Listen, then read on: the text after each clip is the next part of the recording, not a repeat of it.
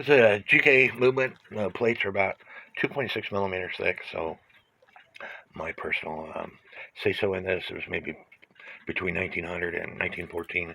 The dial is marked made in Germany, Kuehl Clock Company, Chicago, Illinois. But what's unique about this is this lever right here to trip the system into action. I've seen something similar to this before, but not this arm here.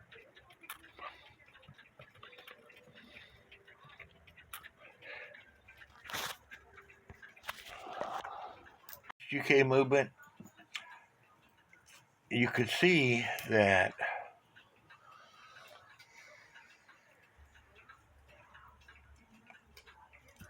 well, you would be able to see after I put the plates back together.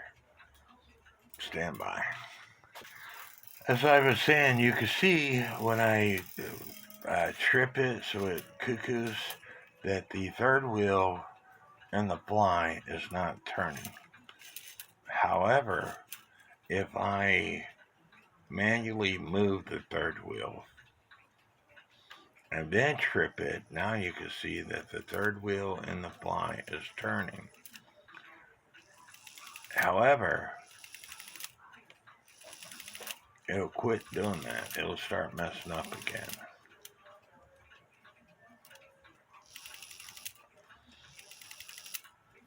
And if you look at the second wheel, it's got a lot of play in it. And if you look at the great wheel, it's got a lot of play in it. It moves up and down. And now when I trip it, because I made the pivots get out of the spot where they need to be, the third wheel and the fly is no longer turning. But again, if I was to rotate the third wheel manually, now it's turning properly. Whoever had this clock staked these pivots to close up the gap on the time side on both sides, both front and rear, but they didn't do anything about the strike side, and that's probably why they got rid of this clock, because it wasn't working properly. And again, there it is messed up again because the pivots are no longer where they need to be.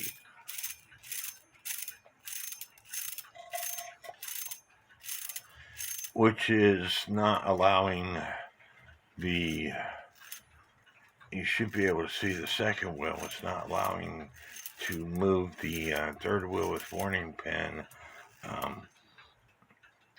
lantern pinion gear. And that's because the pivots, again, are no longer in the right spot. But when I manually rotate the third wheel, now they're in the right spots. So this clock is going to need bushings.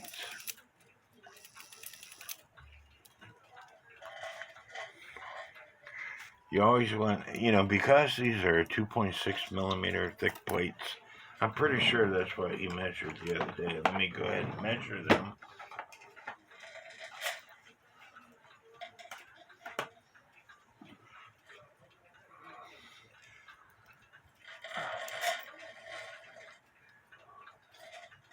.4, 2.5, 2.6, something like that, depending on where you put the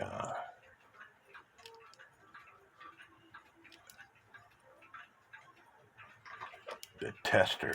In this case, it might be 2.6.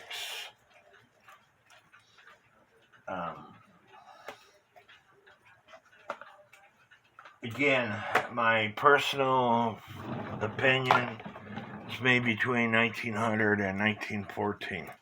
Anything over 3 millimeters is maybe before 1900, and that's for me measuring all my antique clocks and knowing dates on specific clocks from my group expert, Valentin Weber.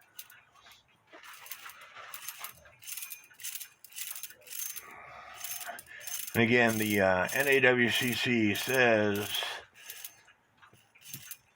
if it reads around the dial, made in Germany, Kuehl Clock Company, Chicago, Illinois, it was made in 1908 and earlier. However, I pointed out to senior admin John Hubby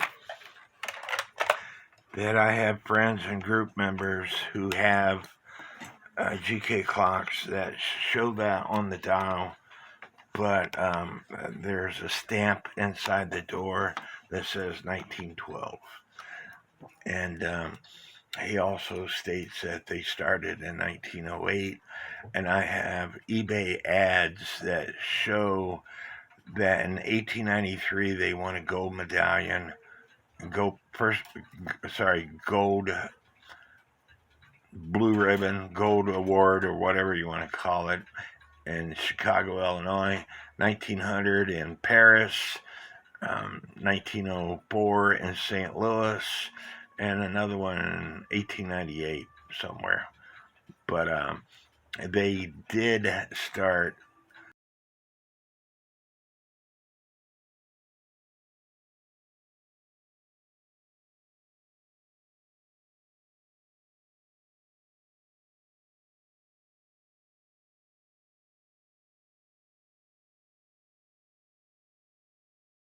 to 1900 in the United States.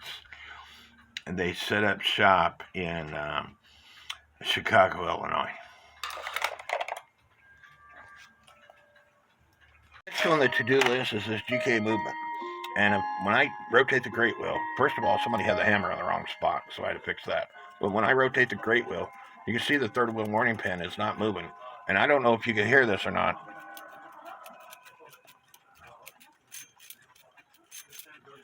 You hear that? It's a grinding noise. And so now the third wheel warning pin was moving. But I think in this case, the second wheel that has the cam, that this lever right here that goes into the count wheel, it needs a bushing on both this side and this side. So the only true way to test this is doing the tilt test, because the second wheel doesn't always catch the third wheel warning pin lantern pinions. And it's very well possible that that third wheel warning pin is the arbor itself could be bent. No, I never found it. I trust you.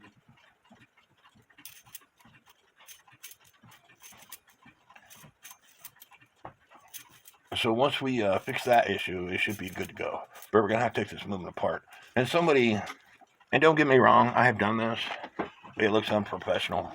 But somebody had pinged these bushings on the time side. And again, don't get me wrong, it works. But it's very unprofessional. And a lot of the people who've been doing this for a long time, they will rag you about it. But you can see that this one right here, the pivot goes from side to side. So that needs a bushing, and the strike side needs bushings. And after we fix the bushings, then you shouldn't hear this grinding noise.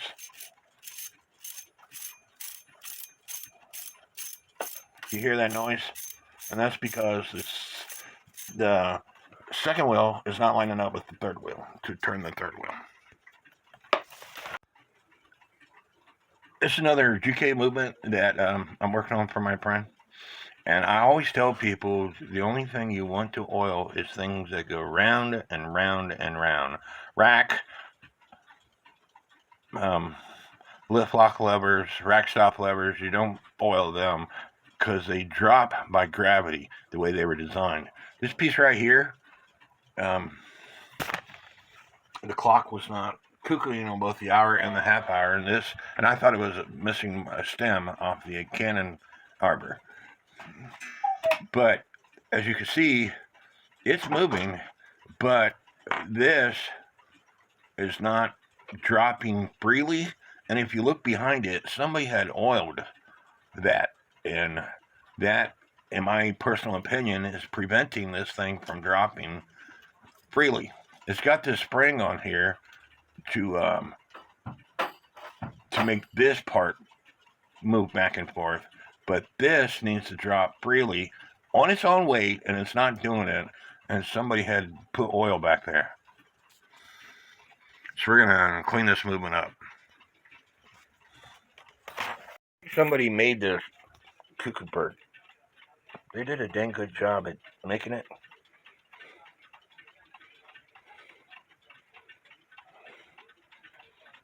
The wings have got two great big steeples on them. And then there's a wire that comes up and goes through the middle wire, comes around and comes back down on both sides. And when it's tilted, it has articulated wings. But this, I've never seen this color of a bird or a particular bird before. I think somebody made this, and then they did a dang good job at making it. You see how high up the wires go? Now I'm going to show you an antique cuckoo bird. You see the difference? The wires don't go up that high. Totally different system. I get this thing to focus in.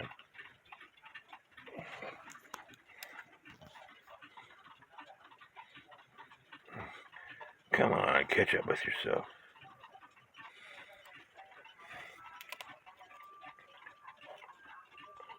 Let me put my phone in the stand.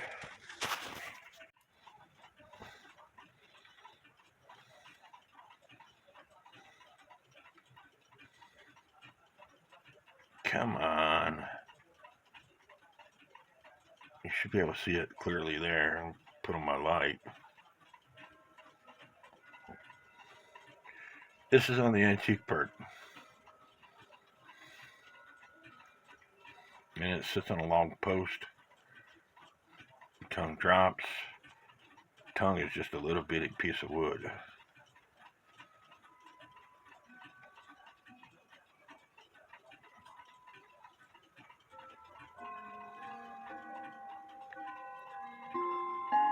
Come on, there we go.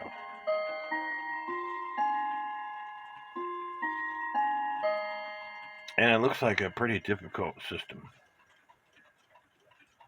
And I know people that make this type of bird, that have successfully carved this type of bird. Now, let me show you this bird on this clock.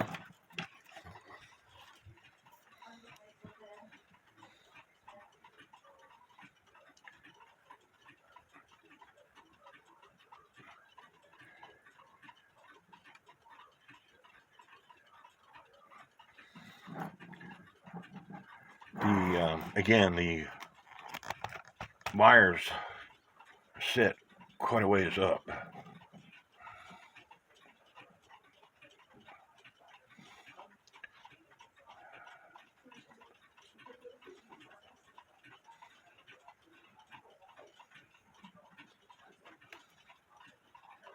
Hopefully you can see all that.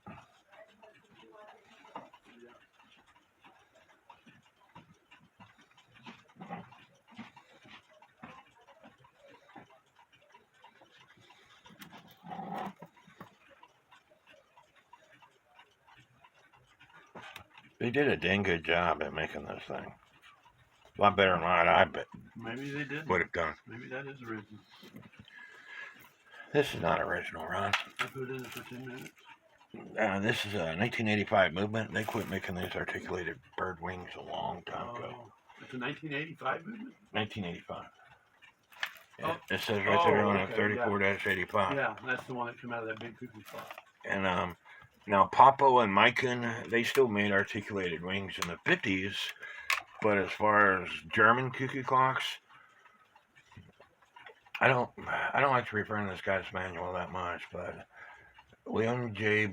Bilger, one of his things that he says in his book, one of the first things that they did as time marched on was did away with articulated wings.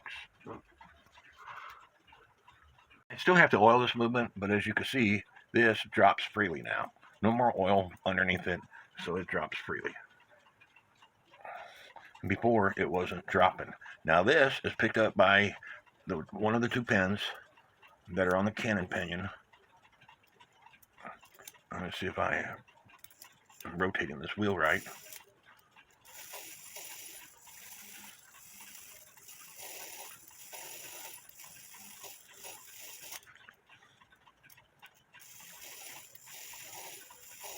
I accidentally touched this lever when it went to shut off, and that's why it's playing the hour again. And this would be the half hour. Again, don't put oil on anything that doesn't go round and round and round and round. It has to be able to fall because of the way it was designed. So now, when I put the cannon wheel on, of course I had to pick a spot that's on the hour again. When I rotate this,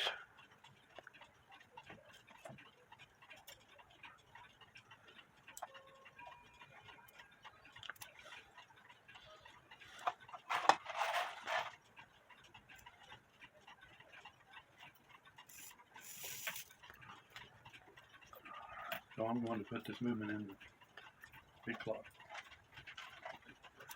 Now, you notice that one section rotated it fine, the other section didn't rotate. One of these pins might be a little bit bent, so I'm going to have to check into that. And an adjustment on this wire might have to happen because I'm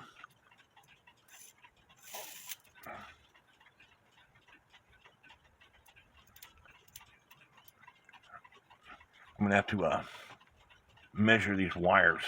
One looks shorter than the other, to me. Getting out the digital calipers, this one measures 6.75, and this one over here measures 6.57. I don't know if you've seen the other one, so I'm going to measure it again. This measures 6.74, 6.75, and this one over here measures quite a bit shorter. I'm pretty sure the length has something to do with it, so I'm going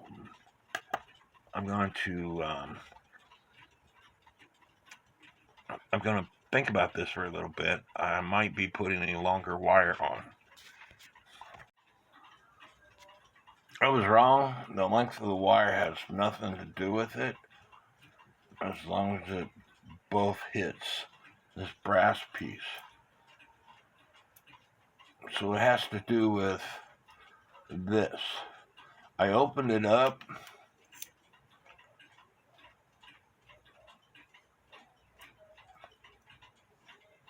and none of them function.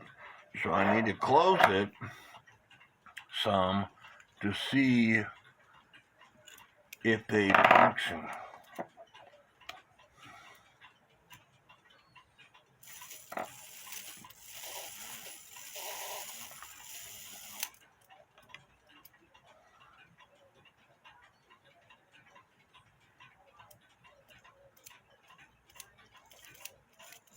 Still the one is not functioning. So I think I need to adjust this so this wire goes up in the air more. And remember, whatever you adjust here, you're going to adjust. There's the wire that actually lifts this piece up. That's part of this shaft. and grab a pointer.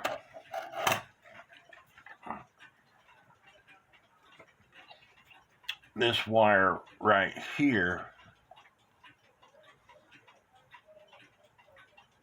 maybe you could see it, it lifts up this brass piece here. This post is coming off this part that goes into the count wheel. And so I want to hold this wire at the end to adjust the left section of it. I'm going to do that off camera. Using the legs, the movement legs, and using one wire bender here and the other wire bender here, at first I bent this section up and I went the wrong way. It made it worse. So I bent it down so this post is closer to the end of this wire, and now watch what happens.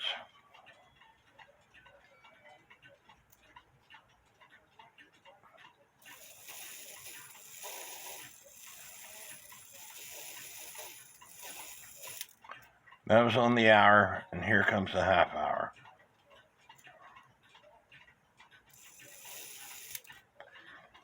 Ta-da! I still need to oil the movement, but that part is fixed. You oil the movement, it only takes a minute drop of oil. And if you get oil on the case itself, take something and wipe it off. I forgot my oiler that Michael Anderson, just Mike, gave me for Christmas, so I'm using his oiler here. And I was talking to his wife earlier, and they have somebody that she knows from work, I believe, told me that her husband bought some professional grade clock oil. How big of a container, I don't know, but they had a mental clock, and he used the entire bottle of oil oiling the movement. That clock will not stay running. And with these type of oilers, you just put the wire down at the pivot and give it a squeeze, and there I got too much oil on the movement, so just take and wipe it off. That oil will collect dust, dirt, etc., and the next time this clock is serviced, it will have dark spots on it from the oil, so make sure you wipe it off. Last thing, while you have this movement out, this spring, it brings the cuckoo bird back in. It serves two purposes. A, it brings the cuckoo bird back in, and B, it pushes up this wire, which is attached to this lever that goes into the count wheel. And so make sure that it is in the count wheel. And this thing also has another spring on it, and I need to adjust it a little bit. Let me get my pointer to show you. There's a spring right here that goes on top of this brass lever, and it's actually not on that brass lever that well. And so so between the two of them, it should work. But I always pull this to make it just a little bit tighter, because I want that cuckoo bird snapping back. Yeah. You see, I'm doing the tilt test, and the cuckoo bird is snapping back. Now, granted, this cuckoo bird, because it's an antique cuckoo bird, it's going to be a little bit heavier than some of the other cuckoo birds. And so I'm going to put this back on and do that test to make sure it snaps back to where I'm satisfied. And because you don't want to be taking this movement all the way back out just to adjust that spring when you already had the movement out in the first place.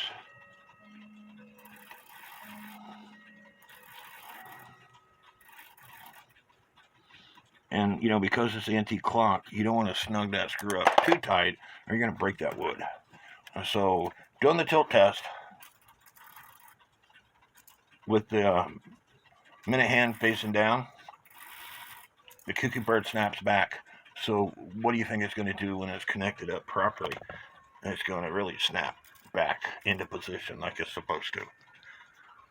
So he shouldn't have any more problems with this movement. I did put oil on the Burge assembly pallets, And that's then again, the bridge assembly is not what's being oiled, it's the escapement wheel. Remember I told you only oil parts that go round and round and round.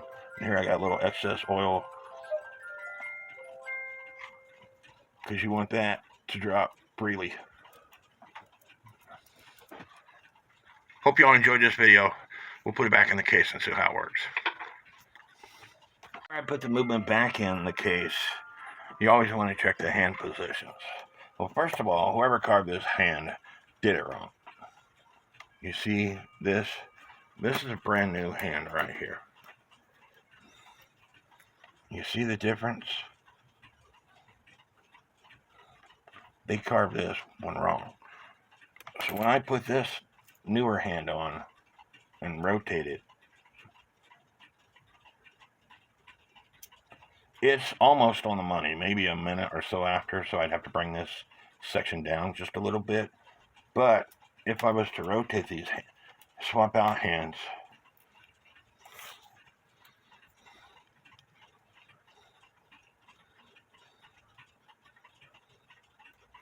you see where it's at? It's like 25 minutes till the hour. So that means I would have to rotate this down a lot. And in doing so, I might mess everything up that I just accomplished. Right. So, Put the other hand up. I personally think they ought to have round hole hands. But, I'm going to see if I can get this to be closer at least.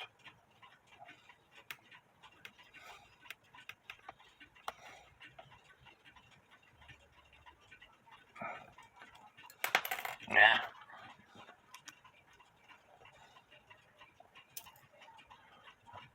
Now it's close to, well, it's still about the same.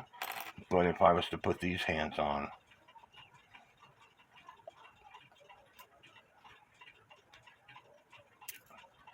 it's almost on the money. Like I said, maybe a minute past where it needs to be.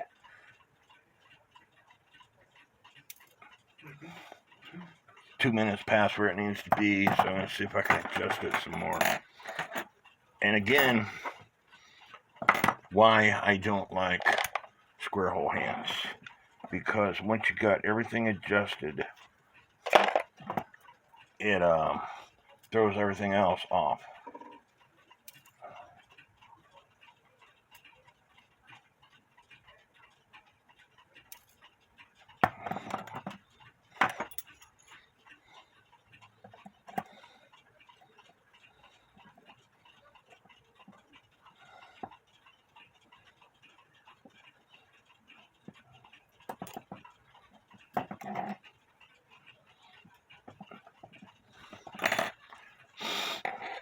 And I don't know if I could adjust it anymore, because this section here, this little tab only goes so far. It's hitting that wire. So I can't really adjust it anymore. And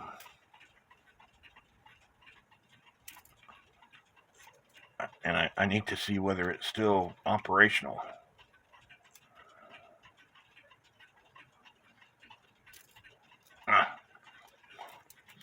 Keep my fingers out of the way.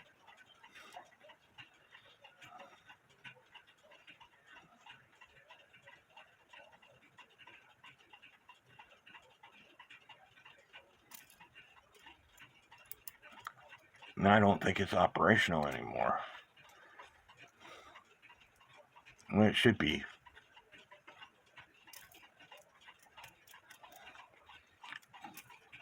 Something's stopping it. It might be this piece that I have on it. So we'll try that again.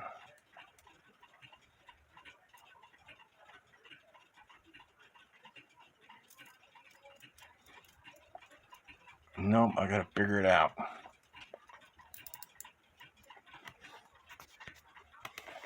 It wasn't working. It's because the third wheel warning pin, I'm having trouble keeping up with this stupid toothpick, was underneath this wire that I told you to lift this lever here. There's a wire. This assembly here comes from here. There's another wire that's attached to it, and it goes over the second wheel cam, and then it comes down. But currently that wire is bent up in the air too much, so I need to bend it down.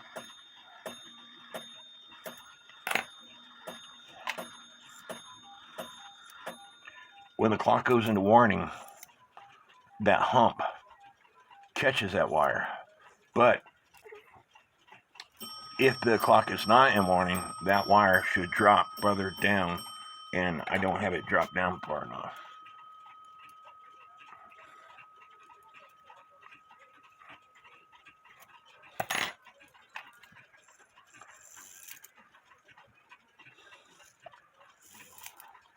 So now, when the clock goes into warning, this lifts up, and that third wheel warning pin is being caught by that hump.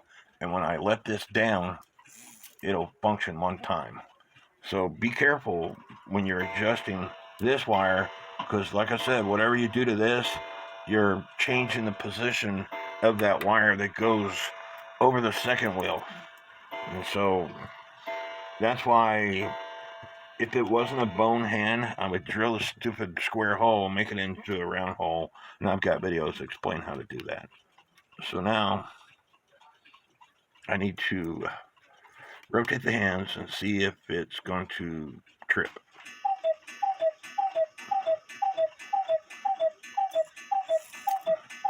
I don't have the count wheel on, so it's only got cuckoo one time, and that part was good.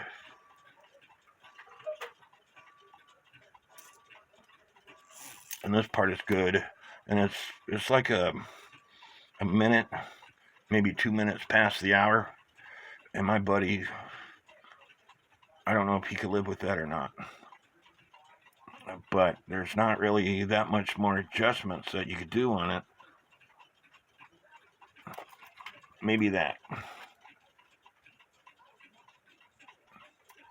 Nope.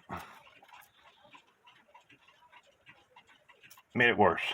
So closing that might make it better.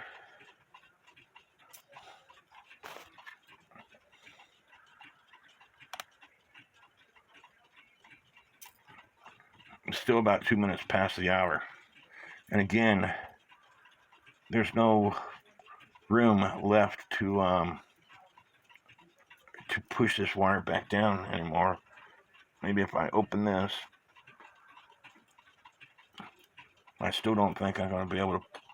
Maybe I can push it down some. I'm going to have to put the feet back on and look. Make the minute hole into a round hole minute hand, but before you put the clock back in the case, you want to check out the count wheel, because if there's a groove, if there's a burr on the flat section of the count wheel, and I've got videos that explain all those again, but if there's a burr on this section right here, I don't care about the sides, but if there's a burr in this area right here, the lever that goes into the count wheel is going to hit that burr, and it's going to not shut off. It'll keep on cuckooing until it finds a section that is nice and flat that it can go into. So that's what I have brought this microscope for, so I can look to see if there's any burrs.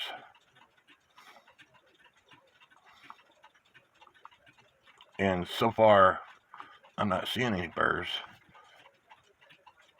It'd help if I had it adjusted properly, huh? That section right there might be a burr, so I'm going to take a highlighter, a permanent marker, and we're going to put a scribe mark to check that section out. And go for continue looking. I gotta find out where I stopped. I stopped right there. No burrs there. Again, this section right here, you see what I'm seeing? This section right here looks like extra brass to me, and that could affect the way this clock plays. So we're going to put a mark on it and go to the next section.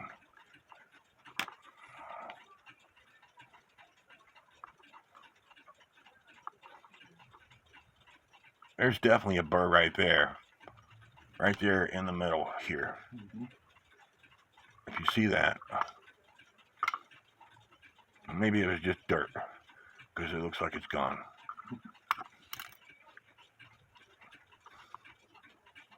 This is the 12 o'clock position here. And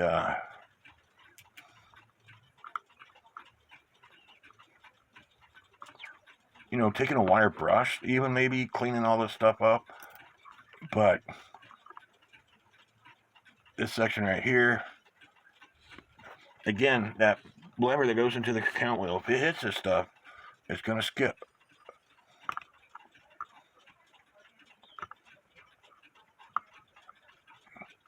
So I'm going to get out my friend's Dremel and wire brush.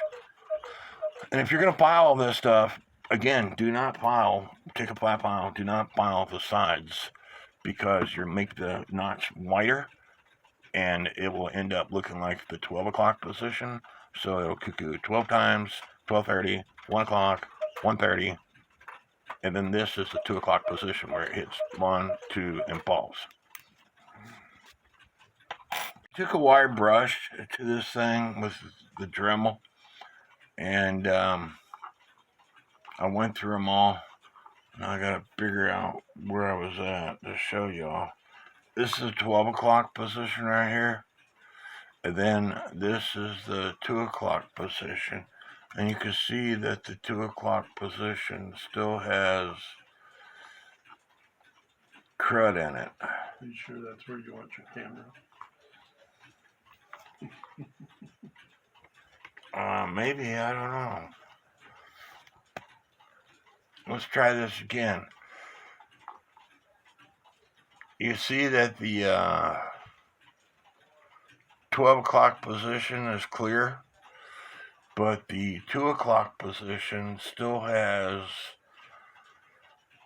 crud in it. You can see this section right here, and if that lever hits any of that, it will cause it to skip. So all the other ones look good except for the 2 o'clock position. So I'm going to take a flat file to it. After using a flat file, you no longer see that roughness that was in the 2 o'clock position. It only took a couple of strokes to do that. And in fact, I'm going to go ahead and do the 3 o'clock position. And if you're blind like I am, you know, I can't see up close anymore. That's why I use these that magnify up to 10 times. But in order to magnify up to 10 times, you have to close both of these, and then you have to use this, and you have to bring this stuff up close to your face. And so I don't want stuff up close to my face, and that's why I have this. It's called microscope, and I think when you first turn it on, it's just called microscope. And so it's USB chargeable. My daughter bought it on Amazon for me for my birthday last year, and I think it was like $45. I can't find another one like that. You can't find one? Not one like that. That I didn't see any of them that had the knob on top. What's that for? This knob? Yeah. That's so you can zoom it in. Ain't none of them got their. They went to push button, I think, where you push a button to get it to zoom. None of them. I just looked them up on Amazon. They didn't have one that had a knob on it like that. Well, I want to show you. When you do this, it magnifies it. Okay? When you do this, it demagnifies it. And then this is take you a movie or whatever. I don't want that. And then this darkens. Sorry, it's for a file.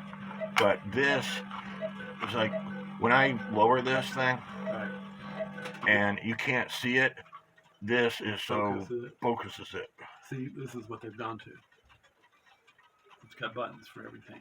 And how much is that thing? Yeah, this one's actually on. It's on sale for $32. I would buy it. Plus, there's actually a $3 coupon. I would buy it myself. If I was blind as me. You could see better than I am. 4.3 inches. This one is They have a 7-inch one, but it's $60. Right, here's tape.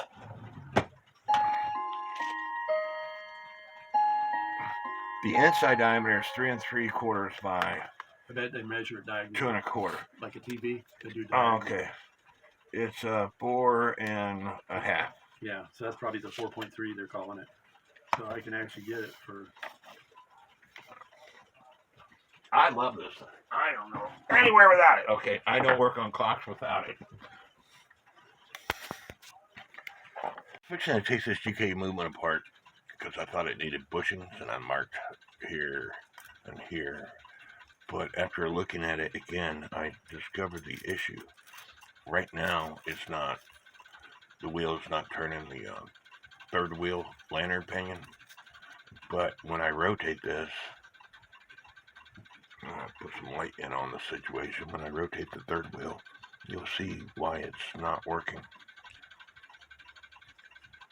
It is missing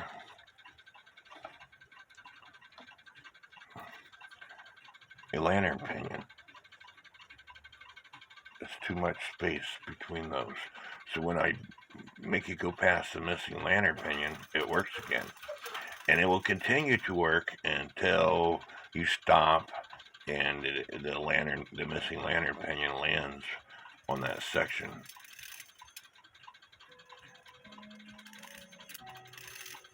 So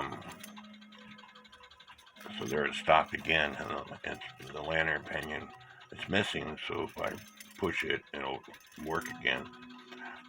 So bottom line is the escapement, the third wheel with warning pin needs to come out,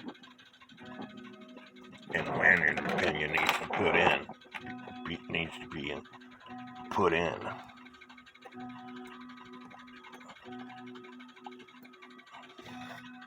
So I need to take that out.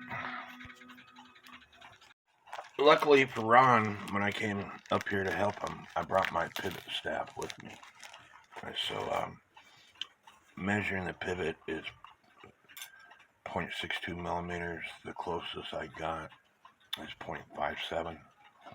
So I'm going to cut a section of this off, and then you can beat it down in there through this way. And so that's what I'm going to do. And I don't know if he has any high strength Loctite, but we do have some super weld, JBU super weld glue that will work, because y'all know I suck at soldering. And so this thing's been missing this thing for a while, but anyway, I'm going to cut a piece of pivot staff off and stick it down in there and put this back together and see if it works. So anyway, I put a pivot staff wire in the third wheel lantern pinion, and as you can see, it's now rotating. And after a few prayers, a few cuss words, the only thing I got left to do is put the ply back in.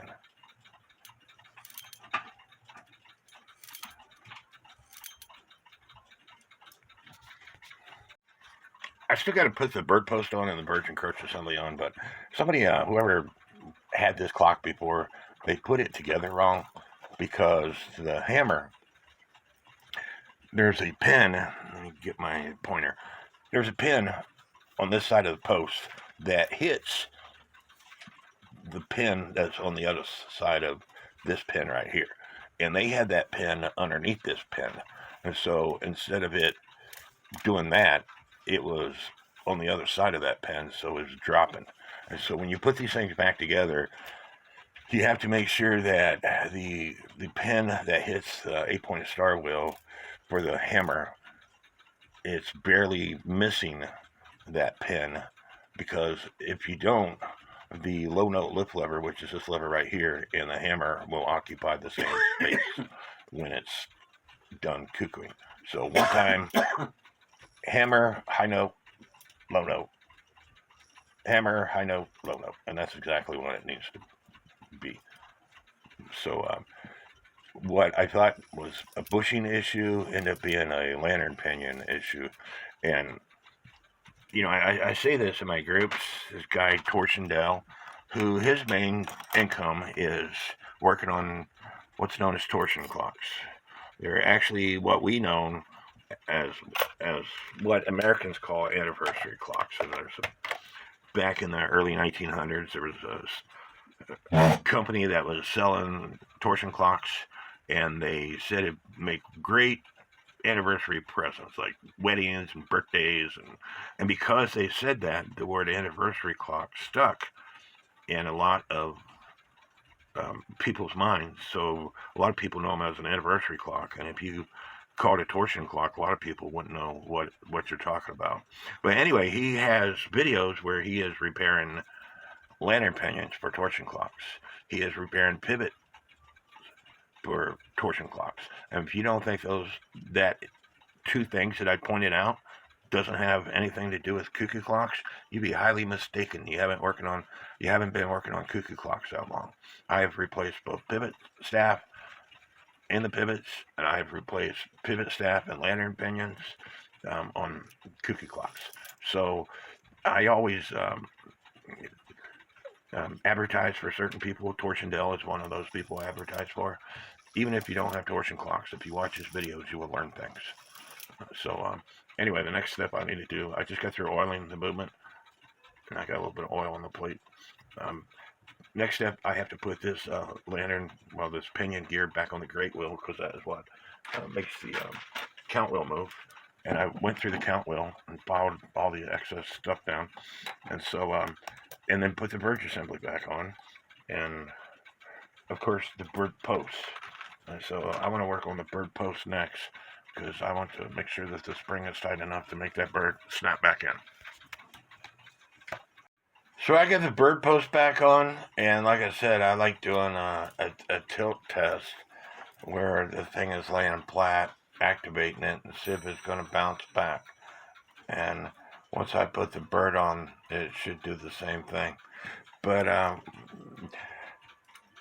the part that goes into the count wheel, if it's not bent right, I'm going to show you what happens. It's going to cuckoo right here, and it's going to stop. Okay, it stopped, and you can see the thing is kind of, if this is considered 12 o'clock, this is considered 6 o'clock. It's kind of like at the 6:30, 7 o'clock position. So now it's cuckooing for the half hour, and now when it cuckoos for the hour, you see how it's not all the way up on top of the count wheel, and the lever is catching right here, and it's kind of bending that way. So I need to adjust it. So after adjusting it, it's striking the hour, and you can see it's riding along the count wheel. If it bounces up and down on this count wheel, your bird is going to bounce in and out of the door as it cuckoos. So it needs to ride along that wheel. Hi, this is Ron Rosengrant. There it just struck the hour. Here it's going to strike the half hour, and here it's going to, it went above the count wheel that time. It's no longer at the 6:30, 7 o'clock position. It's more of the 6 o'clock position. Because it was bent that way too much, it wouldn't get above on top of the count wheel, and it will end up breaking it.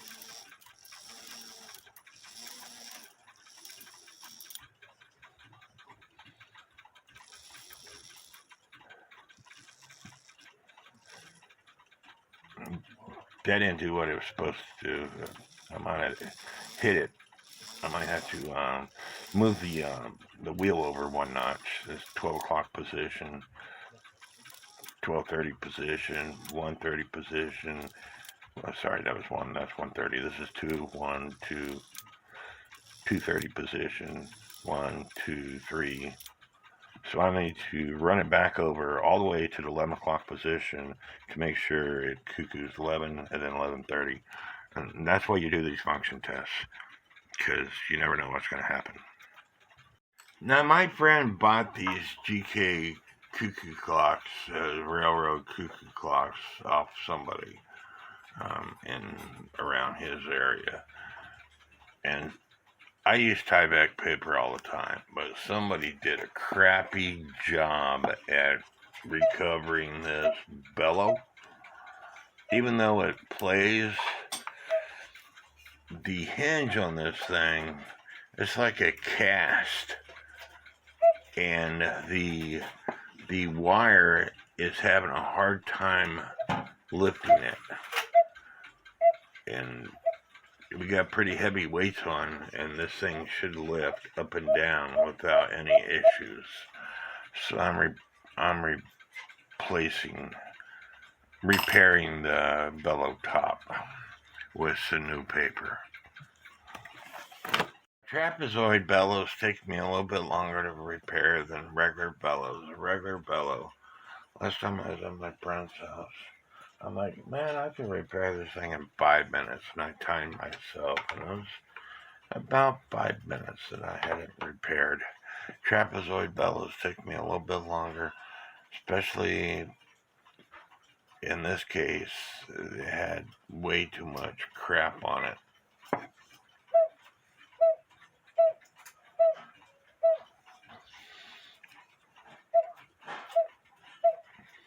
And we'll put a clamp on it so the tieback material forms a memory. But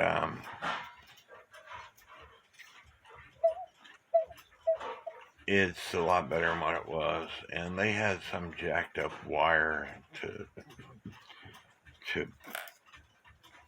feed this that they made.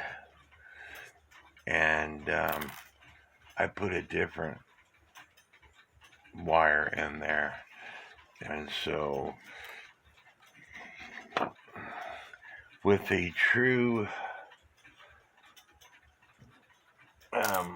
wire from a bellow, let me see if I can find one. Stand by.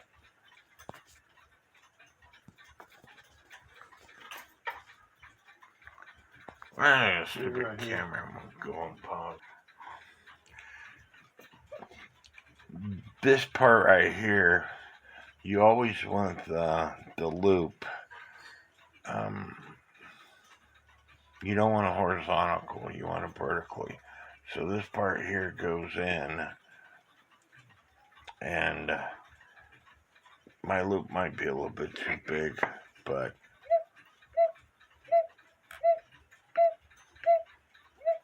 that's what you want. You don't want to close this up or anything. This beads up and down just like that.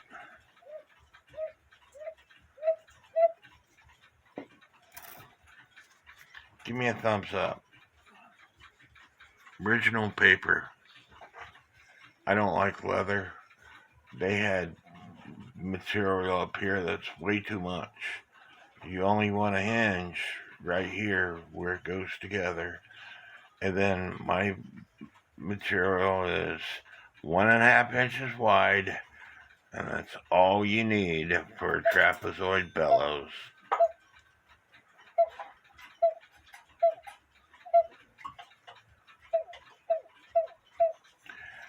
You know, all these holes that are in here is